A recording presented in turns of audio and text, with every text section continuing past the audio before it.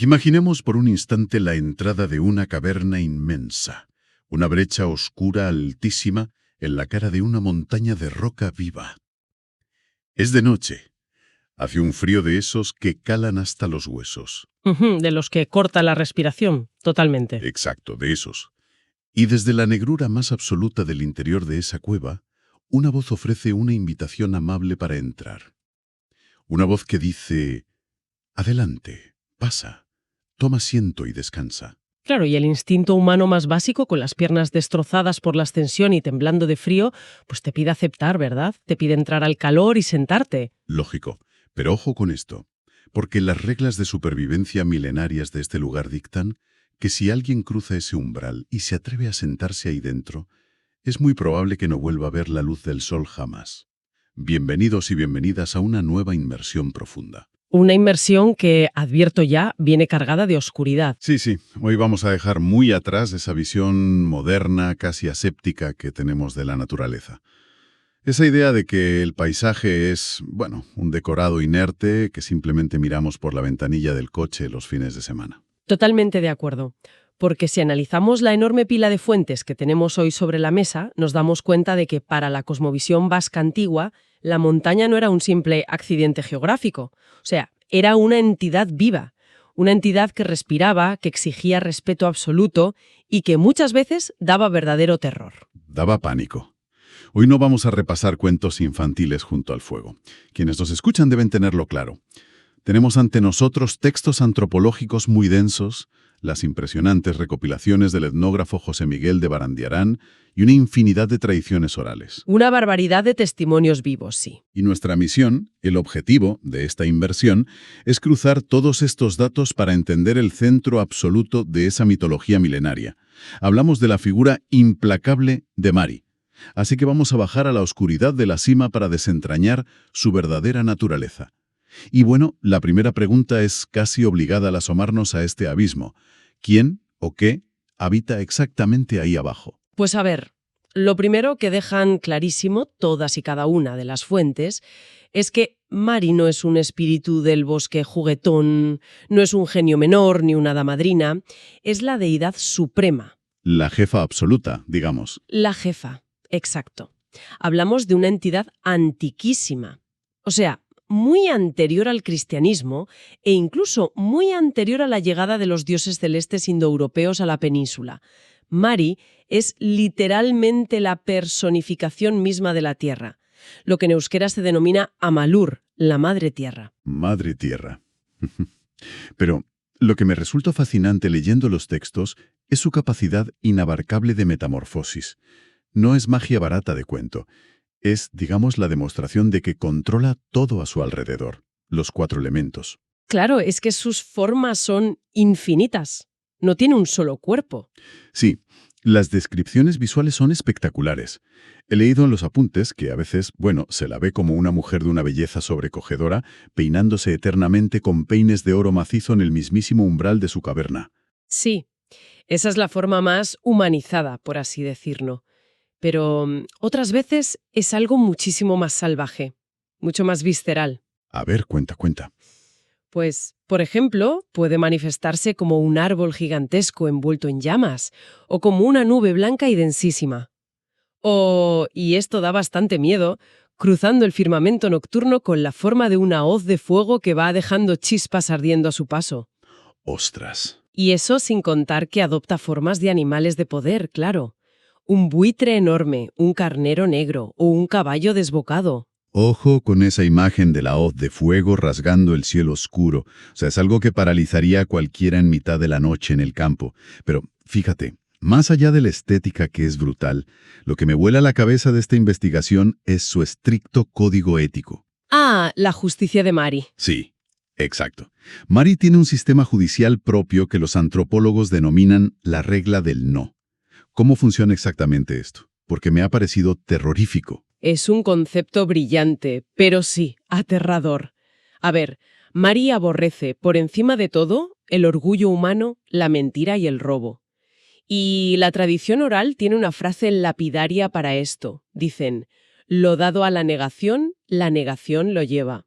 Lo dado a la negación lo lleva. Tela. Tela, sí.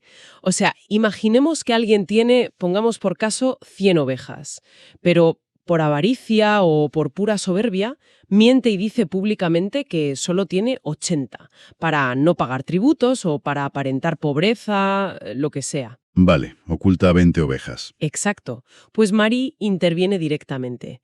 Y no con un rayo castigador mágico. No. Si declaras a la tierra que no tienes algo que en realidad sí tienes, la tierra hace que esa pérdida se vuelva real. Se lo arrebata. Ujú. Madre mía. O sea, te roba las 20 ovejas. Y literalmente. Te deja con la nada que declaraste. Al día siguiente, un lobo, una enfermedad o un barranco acaban con esas 20 ovejas. Es un castigo puramente matemático. Fíjate que eso me hace pensar en una analogía bastante oscura para entenderla. Su justicia funciona casi como una avalancha de nieve. Ujú, me gusta esa imagen. A ver. Claro, porque una avalancha no odia a los esquiadores, no tiene maldad. Simplemente la gravedad y el peso abrumador de la nieve siguen su curso natural para recuperar el equilibrio en la ladera. Totalmente. Es física pura. Eso es, y si alguien se cruza en el camino de la avalancha, pues le aplasta. Podríamos decir entonces que Mari no es ni buena ni mala bajo nuestra óptica moral moderna, sino que es simplemente amoral y letal si te interpones en el equilibrio natural. Esa es la clave maestra, para no humanizarla en exceso. En los análisis antropológicos vemos que esto conecta muchísimo con las teorías de la arqueóloga Mari Himbuta sobre la diosa madre del Neolítico. Mari encaja perfectamente en ese arquetipo tan antiguo. Ya, claro, anterior a la idea del bien y el mal. Exacto. Para Mari no existe la moralidad cristiana del pecado y el arrepentimiento piadoso. Mari representa el orden natural crudo y duro. El equilibrio de la montaña y del ecosistema es infinitamente más importante que la vida o que la arrogancia de un ser humano individual. Ella es una fuerza telúrica y ctónica en estado puro. Espera un segundo, fuerza ictónica. Para aclarar el término a quienes nos escuchan, te refieres a una fuerza que surge del inframundo, ¿verdad? De las profundidades oscuras de la Tierra. Eso es una palabra que viene del griego, subterránea, legada al interior rocoso y profundo del planeta, y no a los cielos luminosos o divinos a los que estamos más acostumbrados en Occidente. Vale, aclarado. Sabiendo entonces que es una fuerza tan inmensa, tan abrumadora, la humanidad siempre ha necesitado ponerle límites geográficos al miedo. O sea, saber dónde no hay que pisar. Según los mapas de las leyendas que hemos repasado, ¿dónde reside exactamente el terror y la devoción hacia ella? Pues mira, sus dominios son las cumbres más imponentes de Euskal Herria. Tenemos el Chindoki, el Muromendi, el macizo de la Izcorri, el Gorbella. Montañas muy serias, ¿eh? Muy serias. Pero todas las fuentes, todas, señalan un epicentro absoluto. Su morada principal es la vertiente este del monte Amboto.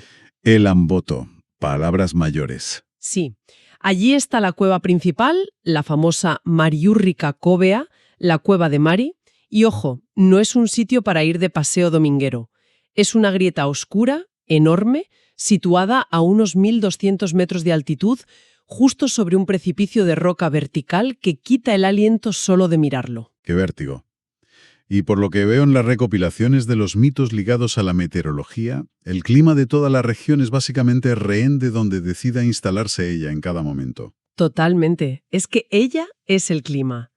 Las leyendas afirman que cambia de morada cada 7 años. Un ciclo constante. Si se instala en su cueva del Amboto, vienen lluvias incesantes, tormentas violentas, pero si decide mudarse a la Sierra de Aloña, sequía absoluta en los campos. O sea, los agricultores mirando a las cumbres cada día. Todo el rato. Y su presencia física en una cumbre siempre se anuncia con una advertencia visual. Una nube muy densa, la Millena, que envuelve la montaña advirtiendo a los valles de que la gran dama está ahí. Ya. Y aquí volvemos a la cueva. A esa cueva del Amboto y a las normas de las que hablábamos justo al principio de la inmersión. Porque las reglas para interactuar con ella en su propia casa me parecen escalofriantes. Son de un protocolo extremo. Sí.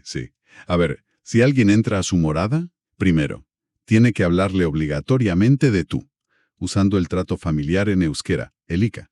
Nada de formalismos.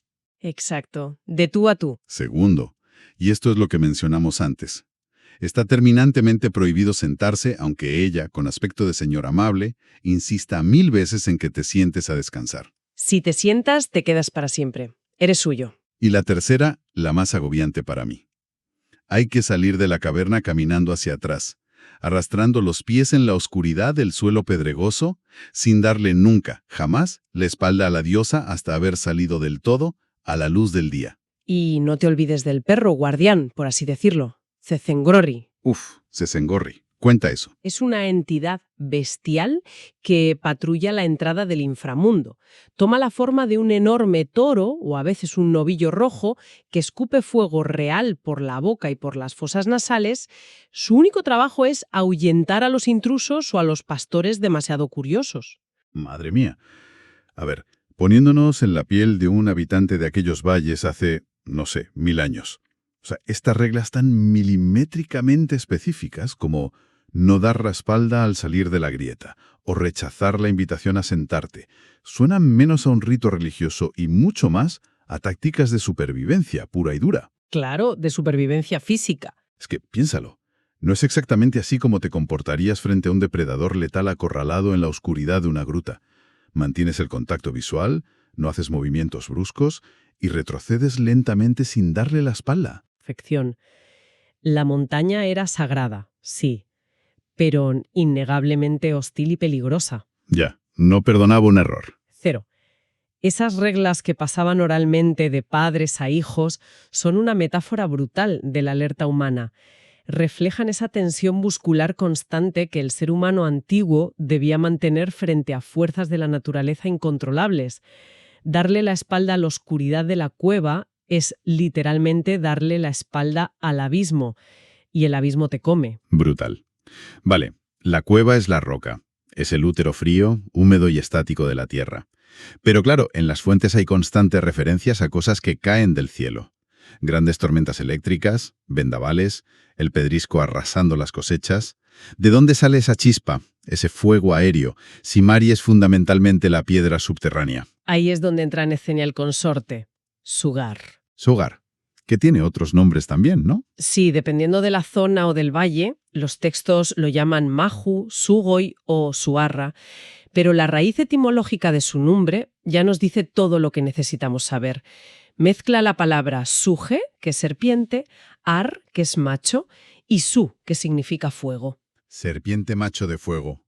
O sea, un dragón. Básicamente, es un ente colosal, larguísimo, que suele adoptar la forma de una serpiente gigante, envuelta en llamas que vuela surcando el cielo nocturno.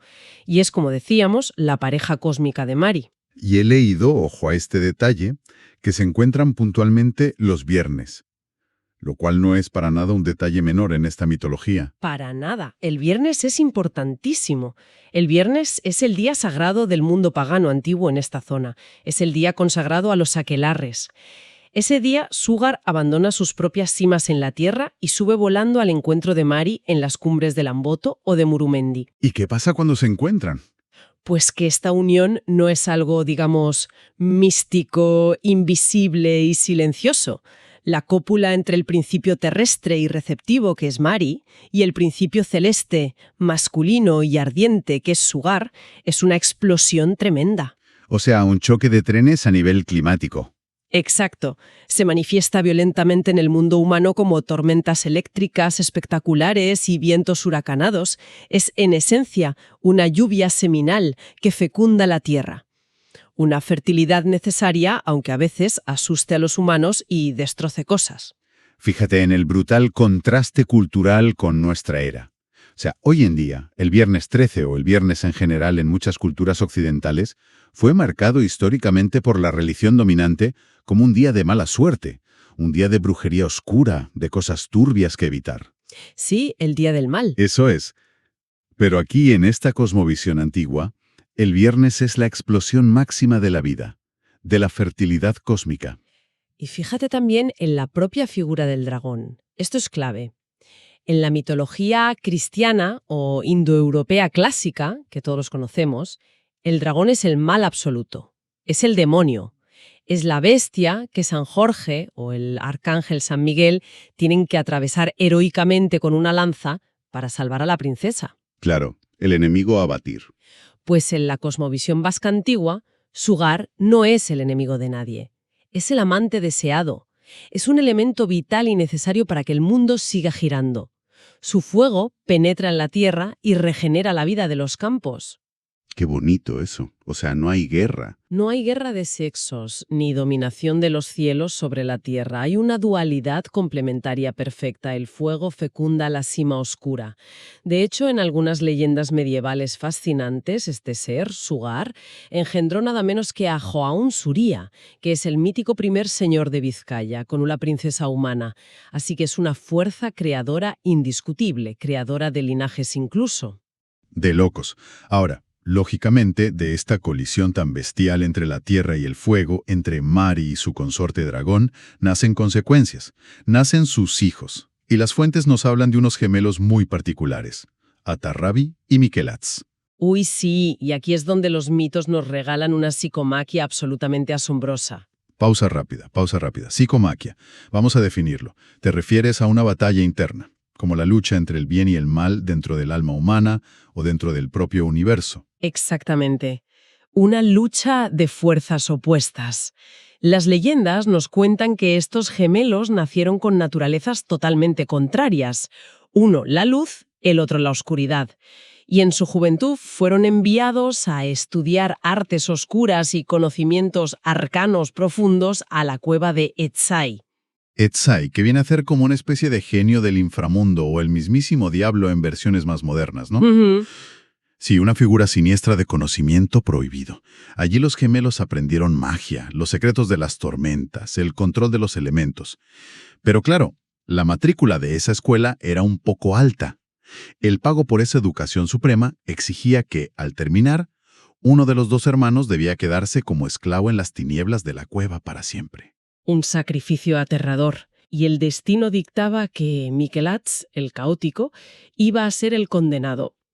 Pero Atarrabi, que representaba el orden, la bondad y la luz, se ofrece voluntario. Se sacrifica y se queda atrapado en la oscuridad para que su hermano Miquelats pueda ser libre.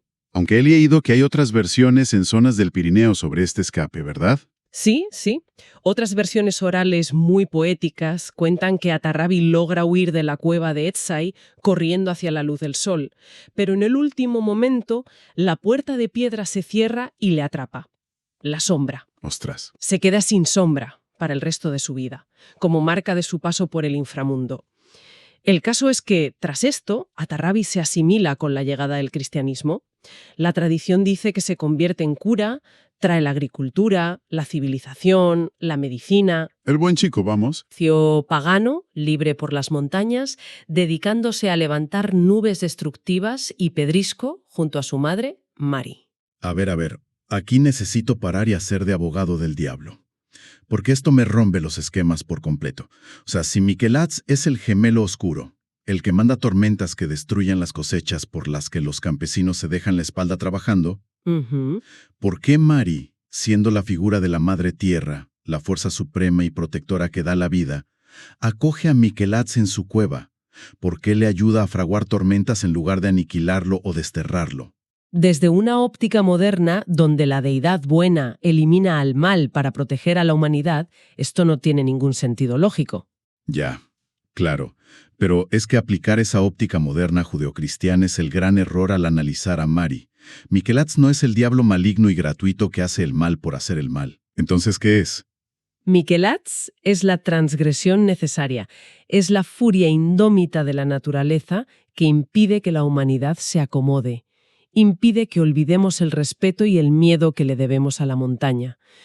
Mari es la madre imparcial de ambos mundos. Protege el progreso humano y las cosechas a través de Atarrabi, ¿sí?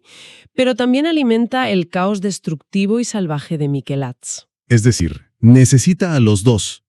Absolutamente, porque sin esa amenaza constante de granizo, de ruina y de terror, los seres humanos pecaríamos de pura soberbia. Destruiríamos el equilibrio de la tierra creyéndonos los dueños absolutos de todo. El mal de Miquelats es un recordatorio.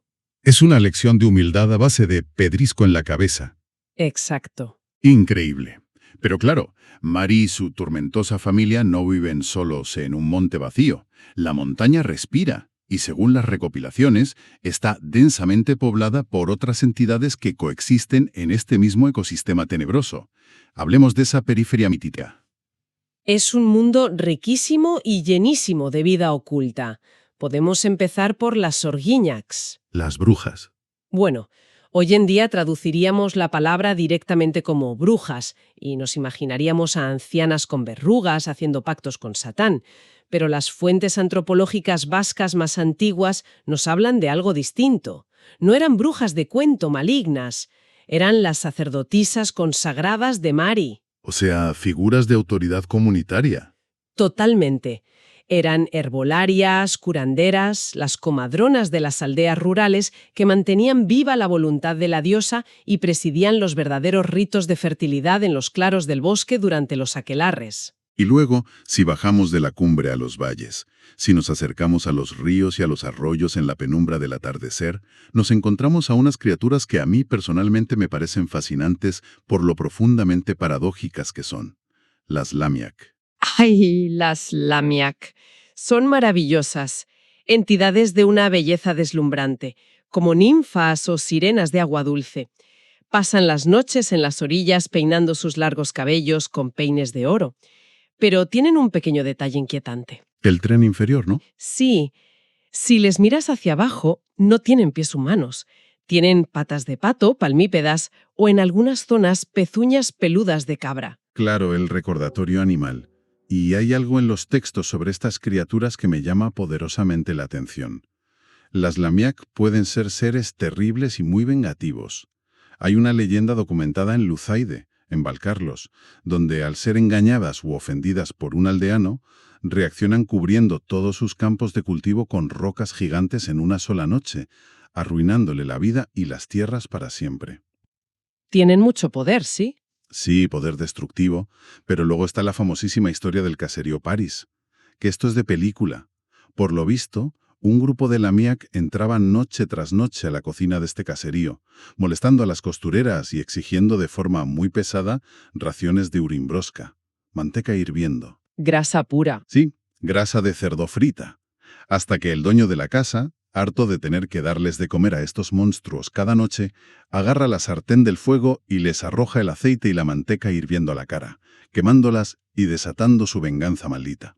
A ver, mi pregunta es, ¿por qué seres mágicos, inmortales, poderosos, se rebajan a exigir algo tan absurdamente mundano y grasiento como manteca frita en mitad de la noche a unas campesinas? ¿No es esto una forma sociológica, casi un cuento, para explicar los miedos irracionales o las tensiones vecinales en un caserío aislado? Absolutamente. Materializan, digamos, en forma de monstruos con patas de pato los crujidos inexplicables de la madera de la casa vieja. O el terror inmenso a la noche cerrada en invierno. El hambre, la escasez.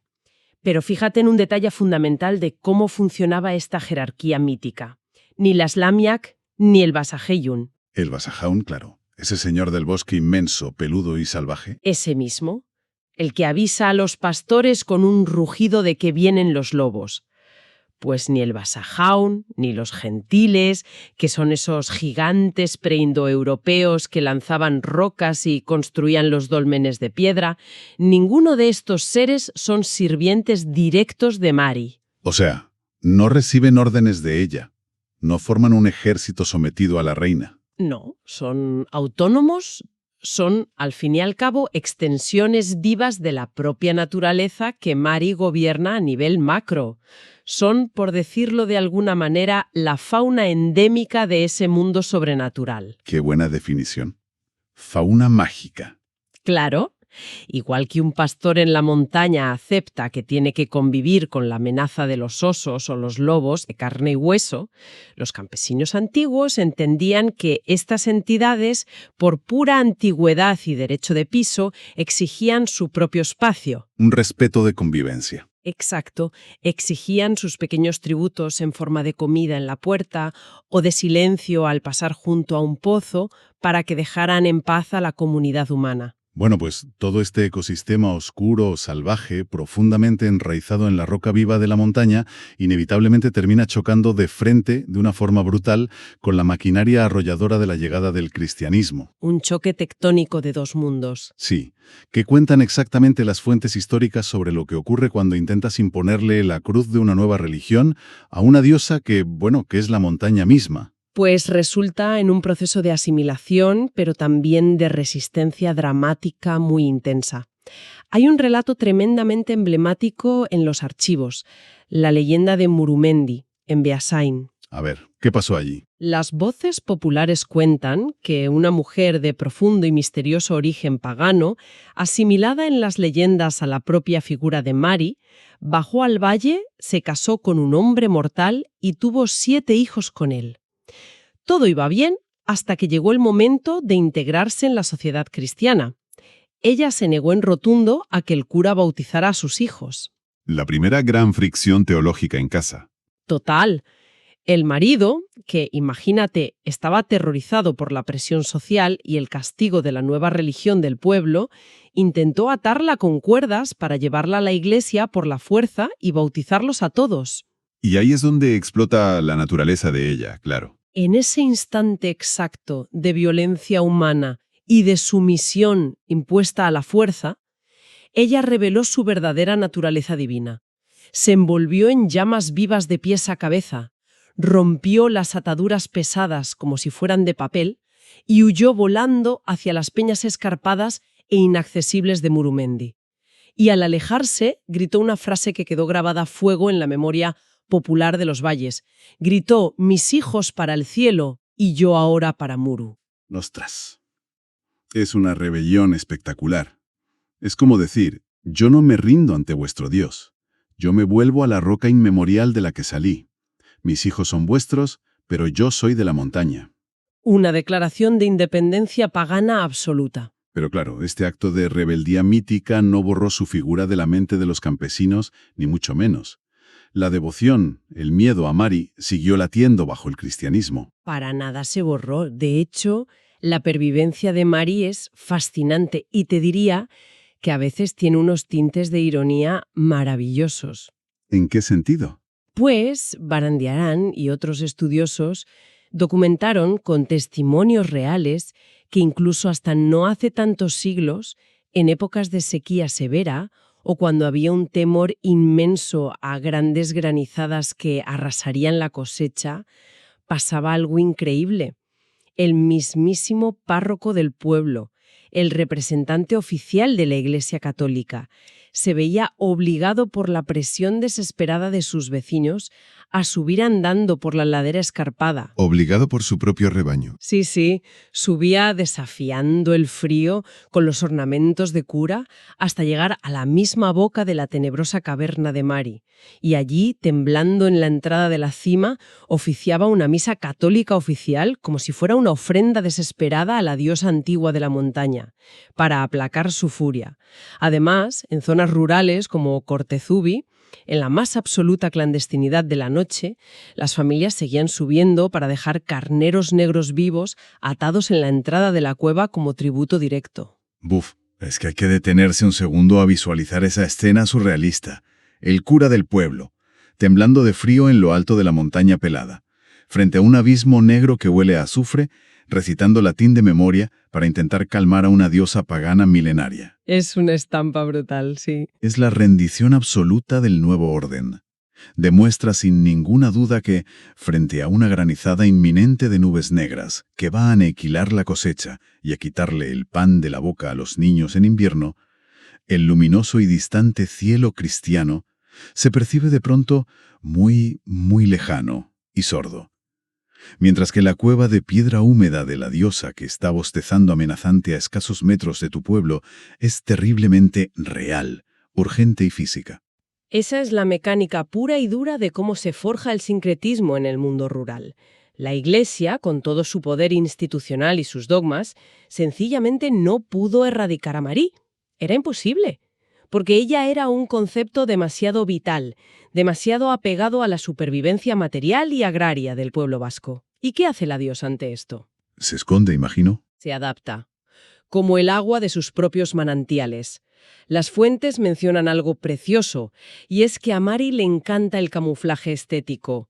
Con el paso de los siglos se fue ocultando sutilmente tras los pesados mantos azules de las estatuas de la Virgen María en las pequeñas ermitas aisladas de alta montaña. Claro, asimila la forma de la Virgen. Eso es, aceptando las oraciones fervientes y las ofrendas florales de la gente bajo un nombre cristiano nuevo. Se adapta con la misma asombrosa plasticidad que tiene la naturaleza salvaje para sobrevivir a una quema. Pero en el fondo profundo de la roca, Mari jamás se doblega. Y bueno, para ir ya cerrando un poco esta inmersión profunda, creo que es vital traer esta enorme y arcaica figura de Mari hasta el asfalto gris de nuestra época actual. Porque tras cruzar todos los datos de las fuentes hoy, creo que queda clarísimo que Mari nunca fue un monstruo de cuento barato diseñado para asustar a los niños antes de dormir. En absoluto. Mari es la encarnación suprema de la reciprocidad, del respeto mutuo. Es un pacto muy claro. Si le ofreces respeto genuino, si no mientes sobre la riqueza material que posees y, sobre todo, si no tomas de la montaña más recursos de los que necesitas para sobrevivir, ella y su mundo sostienen tu entorno. Ella te cuida. Pero, y esto es innegociable, si pecas de soberbia antropocéntrica, si te crees por encima de ella, te destruye sin pestañear. nos habla directamente, fíjate, de una transacción ecológica tremendamente honesta y brutal. Es una lección implacable sobre los límites biofísicos del entorno natural, algo que, bueno, parece que nuestra civilización tecnoindustrial moderna ha borrado completamente del mapa. Totalmente borrado. Y es precisamente esa colisión frontal, ese choque entre el mito ancestral y nuestra ruidosa realidad actual, la que nos deja una última reflexión bastante, diría yo, perturbadora para quienes nos escuchan hoy. Vivimos instalados en una era de arrogancia absoluta hacia el planeta. Sobreexplotamos cada recurso, alteramos de forma irreversible el clima, extraemos riquezas geológicas sin devolver absolutamente nada a cambio. Ujú. Y, lo que es muchísimo más grave según el antiguo Código Penal de la diosa, mentimos institucional y corporativamente sobre el daño ambiental, ocultando constantemente nuestra codicia. Hemos roto sistemáticamente nuestra palabra dada al equilibrio de la Tierra. Si recordamos que Mari es esa encarnación viva, amoral y letal de la naturaleza, que castiga específicamente la mentira, el robo y el orgullo excesivo con una furia sorda e innegociable. Pues el paralelismo es aterrador. De pronto, la mitología se convierte en la metáfora más exacta y cruda de la crisis climática contemporánea, exponiendo esa ilusión absurda, suicida casi, de creer que podemos saquear la montaña eternamente sin sufrir nunca las consecuencias del derrumbe sobre nuestras cabezas. Absolutamente de acuerdo. Así que, mientras el viento sigue aullando en las cumbres de roca desnuda y la niebla baja pesada por las faldas de la montaña, la pregunta que nos queda flotando en el aire húmedo no es si la antigua diosa Mari sigue existiendo, dormida en la inmensidad oscura de la caverna de Lamboto. La verdadera, y me atrevería a decir terrorífica pregunta, es cuánto tiempo más tardará en salir definitivamente de allí, envuelta en una tormenta eléctrica sin precedentes, para cobrarse de un solo golpe magistral y aplicando su letal regla del no, todo el mundo entero que le hemos robado.